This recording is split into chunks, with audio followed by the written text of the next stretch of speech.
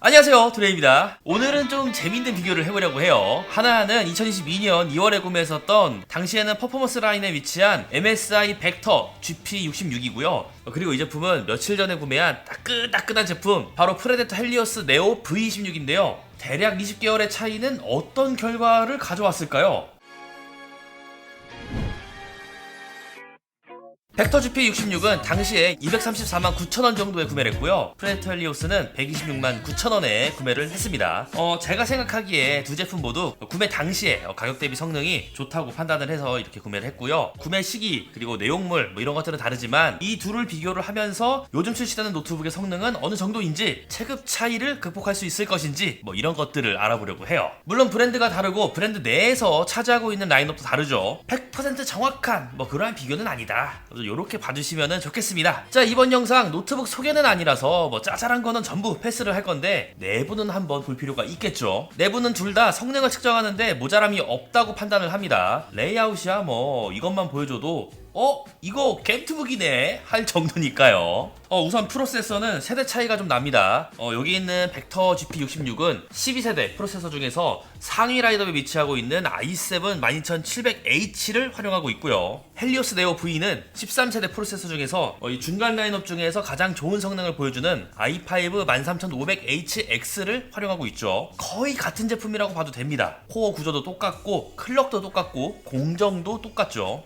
캐시 메모리도 똑같을 겁니다. 차이점은 PCI 익스프레스 버전 그리고 소비 전력에서 차이가 있고요. 그리고 내장 그래픽 성능도 차이가 있습니다. 자, 그렇다면 작업 환경 위주의 벤치마크에서는 어떤 성능이 나오는지 알아볼까요? 언리얼 5 파티클 테스트입니다. CPU보다는 GPU를 많이 갈구는 테스트고요. 언리얼 엔진을 활용하시는 분들이 본다면 생각보다 차이가 없어서 놀랐을 것 같아요. 지금 저도 그러한 상황이거든요. 시드벤치 2024는 i5 13500HX 쪽이 멀티코어 환경에서 살짝 더 좋았습니다. 싱글코어 성능은 같고요. 앞에서도 얘기했지만 거의 같은 CPU인데 이렇게나 차이 나는 건 소비 전력 때문일 거예요. 3D마크 결과도 앞선 데이터들과 크게 다르진 않습니다. GPU 성능은 RTX 3070 Ti 쪽이 더 좋았고 CPU 성능은 i5 13500HX가 더 좋았습니다. 다만 생각보다 차이가 크진 않은데? 좀 이 생각이 들더라고요. 출시 시기가 다르긴 해도 가격은 2배가량 차이가 나는데 이 정도의 성능 차이라 겜투북이니까 게임으로 플레이 해봐야겠죠. 해상도 풀 HD로 맞춰줬고 모든 옵션 동일하게 설정했습니다.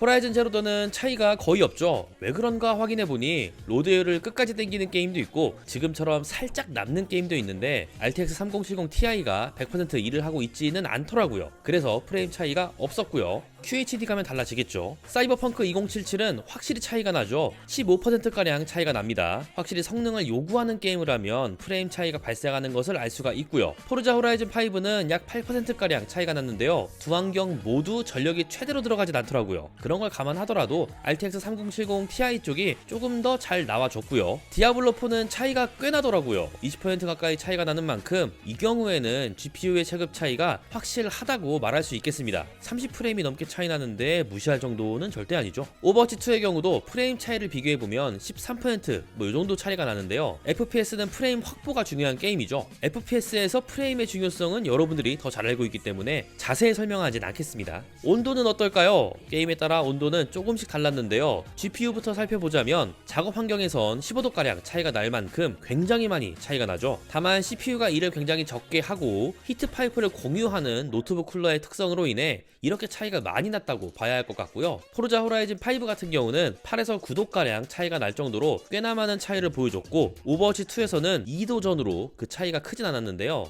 아키텍처가 다른 거는 당연하고 무엇보다 들어가는 전력에서 차이가 나요. 이런 부분 때문에 전반적으로 보면 RTX 3070 Ti 쪽이 조금 더 높은 온도를 보여줬습니다. CPU는 어떨까요? CPU 역시도 GPU 온도의 영향을 받고 전력 소모에 따라서 당연히 달라지지만 i7 12700H 쪽이 조금 더 높게 측정되는 경우가 많더라, 이렇게 정리를 하겠습니다. 물론 i5 전력 왕창 들어가면 이건 또 답이 없더라고요.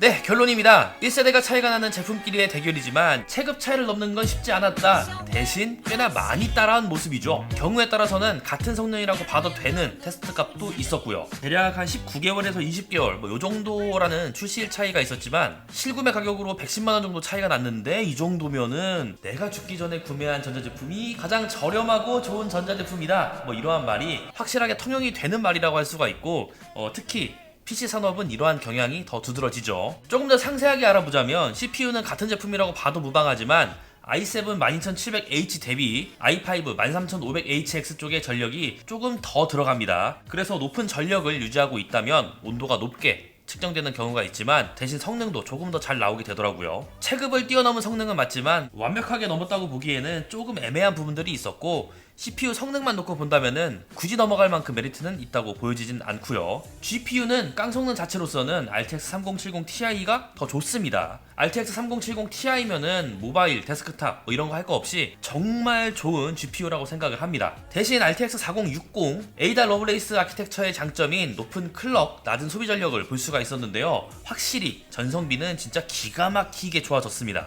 GPU 성능을 조금 더 비교하자면 발열이나 소비 전력이나 뭐 이런 것들을 극단적으로 줄여야 하고 GPU 성능이 조금 더 낮아도 괜찮다고 판단이 된다면은 뭐 넘어가도 괜찮겠지만 뭐 개인적으로는 여기서 여기로 이제 일부러 넘어갈 만큼의 메리트는 없다고 생각을 합니다. 온도 높고 소비 전력 높아도 어쨌든 성능이 잘 나오는 퍼포먼스 체급의 GPU니까요. 그리고 신기한 게 하나가 더 있었는데요. DDR5 환경이 램을 더 먹고 있었더라고요. 작업 환경, 게임 환경 뭐 둘 다 그렇거든요. 뭐 이러한 점도 체크를 해보시면 좋겠죠. 오늘 영상이 여러분들에게 도움이 되었으면 하면서 마무리 해볼게요. 그럼 다음에 또 만나자고요. 제발요. 물론 전력에서 조금 차이가 나긴 했지만 어쨌든지 간에 이 70과 60이라는 라인업은 이 갭 차이가 좀 나는 편이거든요. 그럼에도 이 정도까지 따라붙었다는 거는 4060 자체가 꽤나 선방을 하지 않았나? 좀 이런 생각을 하게 됩니다. 제가 기대했던 것보다 조금 더 좋았다. 좀 이렇게 말을 할 수가 있을 것 같아요. 네.